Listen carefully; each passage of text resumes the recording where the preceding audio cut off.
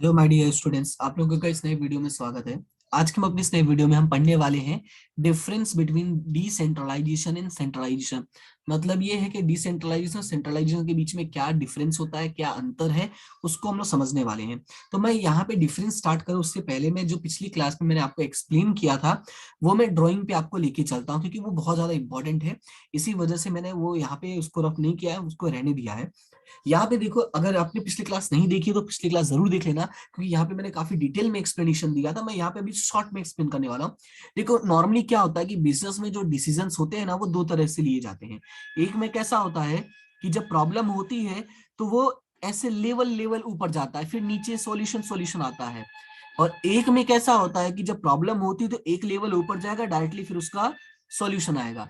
तो कहने का मतलब कैसा है कि एक में प्रॉब्लम को सॉल्व करने के लिए हमें सीईओ के पास जाना पड़ा, और एक में प्रॉब्लम को सॉल्व करने के लिए हमें मैनेजर्स तक ही जाना पड़ा, उसके आगे जाने की हमें जरूरत नहीं पड़ी। मतलब ये हुआ कि मैनेजर ने पहले वाले में जो डिसीजन लेने की पावर थी वो अपने पास में रखी थी, एंड सेकंड वाले में जो डिसीजन लेने की पावर थी वो उसने अपने तीन के तीनों मैनेजर्स के बीच में डिस्ट्रीब्यूट कर दिया था। मतलब जो उनके तीन, जो दूसरे लेवल वाले यानी मिडिल लेवल वाले जो इंप्लॉइज थे उसके बीच में डिस्ट्रीब्यूट कर दिया था। क्लियर है इतना? तो ये दो तरह का वर्क हो जाता है। एक में डिसीजन लेने की पावर एक के पास है, और एक में डिसीजन लेने की जो पावर है वो क्या है, डिस्ट्रीब्यूटेड है एट ऑल लेवल्स। ओके, अभी पढ़ते हैं डिफरेंस थोड़ा। चलते हैं डिफरेंस पे, देखते हैं क्या है। Number one, meaning. तो मीनिंग में क्या याद रखना है, all the powers are distributed and all levels have specific power, it is called decentralisation. तो सबसे पहले याद यही रखना है कि ऑल पावर्स डिस्ट्रीब्यूटेड, आपको यही बस याद रखना है। All powers are distributed at all levels, क्या याद रखना है, एट ऑल लेवल्स। और इसी को हम क्या बोलते हैं, डिसेंट्रलाइजेशन। और अब अगर बात करते हैं सेंट्रलाइजेशन की, main authority centralise at top level. और याद रखना है कि जब अथॉरिटी जो होती है, पावर जो होती है ना, वो कहां पर होती है, टॉप लेवल पर होती है। एंड मोस्ट, याद रखना है, and most of the decisions are taken by top level. याद रखना, क्या याद रखना है कि most decisions taken by top level, it is called centralisation. यानी कि इसमें मेन ये है कि जो पावर है वो ऑल लेवल पर होता है, और इसमें जो पावर है वो कहाँ होता है, सिर्फ टॉप लेवल पर होता है। क्लियर है इतना? अगर ये मीनिंग समझ में आ गया तो बाकी का समझना बहुत आसान हो जाएगा। जैसे बात करते हैं second point, that is authority. So authority is not centralised. अब देखो, जब पावर एक के पास नहीं तो अथॉरिटी भी एक के पास नहीं होगी, वो तो सबको दिया होगा ना थोड़ा थोड़ा, भाई ये लो तुम डिसीजन ले सकते हो।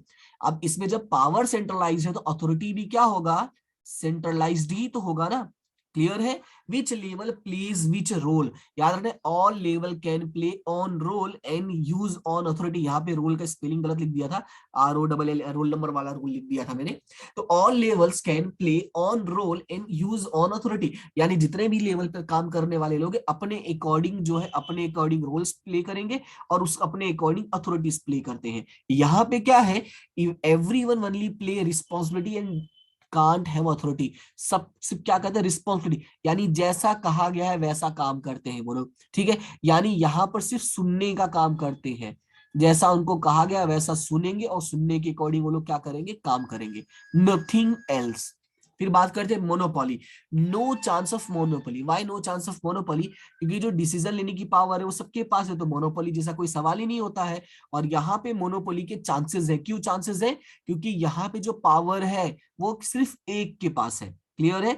Quick decisions. अब कॉमन सेंस लगा लिए होगे, यहां तक पहुंच गए तो समझ में आ गया होगा कि कौन से वाले में क्विक डिसीजन हो सकता है, कौन से वाले में नहीं हो सकता। तो यहाँ पे हो सकता है कैन टेक क्विक डिसीजंस, और यहाँ पे होगा can not take quick decisions. अब वर्कलोड की बात करते हैं, किसके, टॉप लेवल की। तो यहाँ पे क्या होता है, जब डिसीजन लेने की पावर को डिस्ट्रीब्यूट कर दिया है तो जो टॉप लेवल होता है उनका जो लोड होता है वो क्या हो जाता है, रिड्यूस हो जाता है। ये याद रखना है, इनका जो लोड है वो क्या हो जाएगा, रिड्यूस हो जाएगा। और ये सिर्फ और सिर्फ जो पॉलिसी रिलेटेड वर्क होंगे या कंपनी के जो मेन वर्क्स होते हैं ना, उस पे फोकस कर सकते हैं ये लोग। ठीक है, high workload on top level. क्यों हाई वर्कलोड? क्योंकि each and every work, each and every decision is taken by only top level. जब सारा का सारा काम टॉप लेवल वालों को ही करना है तो जो उनका उनका जो वर्कलोड होगा वो तो बढ़ेगा ही ना। ठीक है, अब बात करते हैं स्पेशलाइजेशन की।